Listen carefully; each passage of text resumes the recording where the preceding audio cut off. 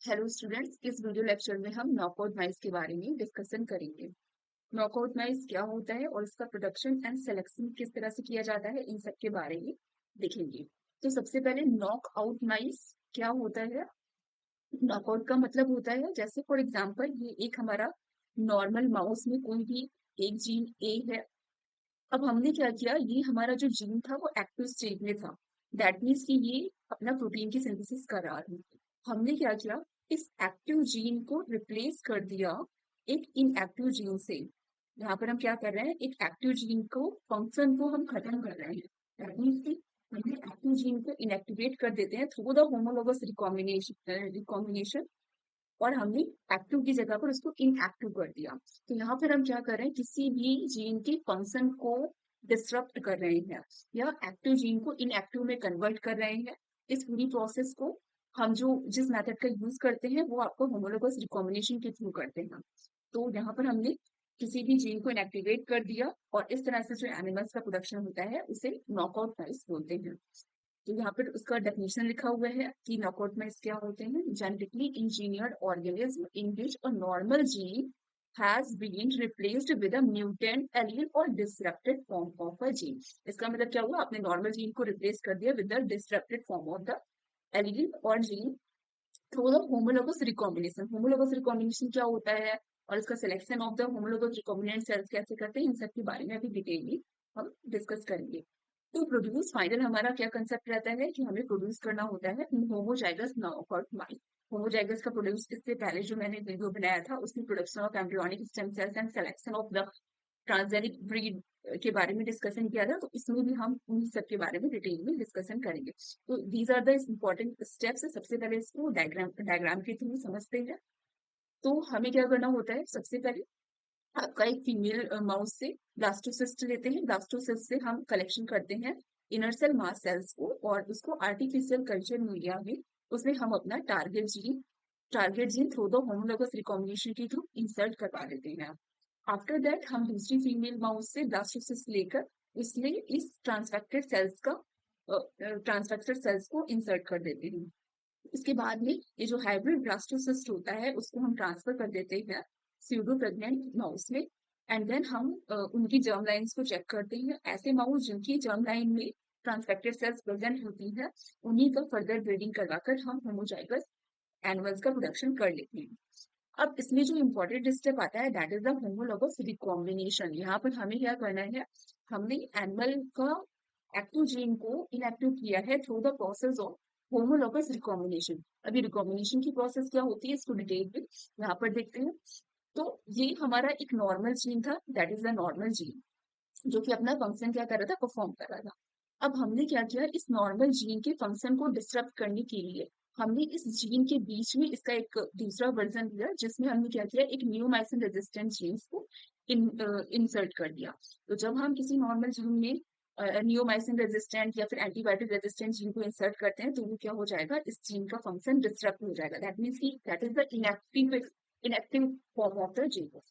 इसके साथ में ही हम एक और जीन यूज करते हैं दैट इज अ थायमिडीन काइनेज, जो कि आपका लिया जाता है एस हर्पीज सिम्प्लेक्स वायरस से लिया जाता है। तो यहाँ पर आपने क्या किया, टारगेट जीन को आपको डिस्टर्ब करना है with the neomycin resistant gene. उसके बाद में हम क्या करवाते हैं, होमोलोगस रिकॉम्बिनेशन करवाते हैं। तो होमोलोगस रिकॉम्बिनेशन ये हमारा जो कि हमको इंसर्ट करना है और हमारा टारगेट जीन आपका ये है। तो जब होमोलोगस रिकॉम्बिनेशन होता है, अब ऐसा जरूरी नहीं है कि जितनी भी सेल्स में हमने इस जीन को, इस Altered version of the gene को इंसर्ट किया है वो सारी की सारी सेल्स होमोलोगस रिकॉम्बिनेशन करे। तो यहाँ पर 3 टाइप्स ऑफ पॉसिबिलिटी बनती हैं।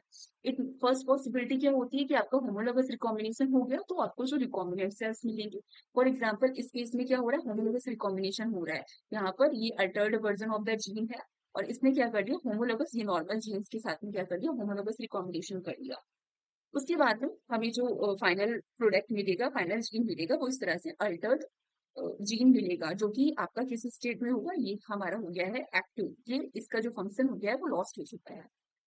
अब दूसरी पॉसिबिलिटी क्या हो सकती है कि आपका जो जीन था ये आपका किसी भी रैंडम लोकेशन पर इंसर्ट कर जाएगा। दैट मीन्स कि इस केस में क्या होगा, ये नॉन होमोलोगस रिकॉम्बिनेशन करेगा। अब नॉन होमोलोगस रिकॉम्बिनेशन के केस में क्या होगा, किसी भी रैंडम लोकेशन पर जो एनिमल की सेल्स के जीनोम में ये जाकर इंसर्ट हो जाएगा, जिसकी वजह से क्या होता है, रैंडम इंसर्शन होने की वजह से आपका नियोमाइसिन एंड टेट्रासाइक्लिन जो थायमिडीन काइनेज दोनों की एक्टिविटी को ये शो करेगा। एंड थर्ड केस क्या हो सकता है कि आपका जो ये Altered version of the gene है वो किसी भी जीनोम में जाके इंटीग्रेट नहीं किया है, किसी भी सेल्स के जीनोम में जाकर इंटीग्रेशन उसने नहीं किया है। तो यहाँ पे 3 केसेस होते हैं।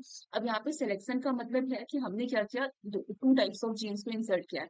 First is the neomycin resistant gene and second is the thymidine kinase जो कि हर्पीज सिम्प्लेक्स वायरस से लिया जाता है। अब दोनों का कॉन्सेप्ट क्या होता है, यहाँ पे नियोमाइसिन रेजिस्टेंट जीन को अगर हम इंसर्ट करते हैं फंक्शनल जीन के फंक्शन को डिस्टर्ब करने के लिए, जब होमोलोगस रिकॉम्बिनेशन होता है तो आपका यहाँ पर होमोलोगस होमोलोगस जहाँ पर रीजन होता है तो वहां पर आपका एक्सचेंज ऑफ द क्रोमोसोम्स हो जाता है, जिसकी वजह से ये आपका final inactive form of the gene मिल जाती है। लेकिन जो आपका फंक्शनल जीन होता है उसी के पास में ही हम थायमिडीन काइनेज के जीन्स को इंसर्ट करते हैं।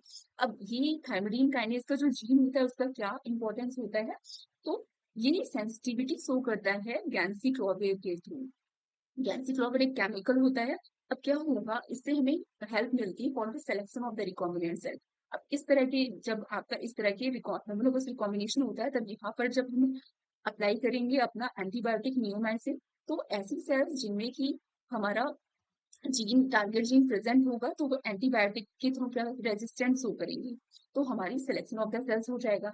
लेकिन दूसरे केस में जहां पर आपका रैंडम इंसर्शन हुआ है जीन का, तो उस केस में आपने एंटीबायोटिक अप्लाई किया तो सेल एंटीबायोटिक रेजिस्टेंस शो कर रही है, यहाँ पर भी सेल्स लाइक रहेंगी।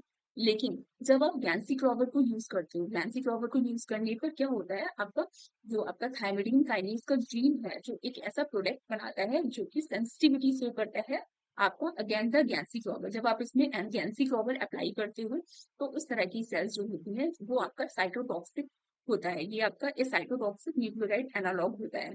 तो जब आपका गैंसी फ्लावर आपने इसमें अप्लाई किया, तो गैंसी फ्लावर अप्लाई करने के बाद में क्या होगा, इस तरह की सेल्स भी, इस तरह की सेल आपकी मर जाती है।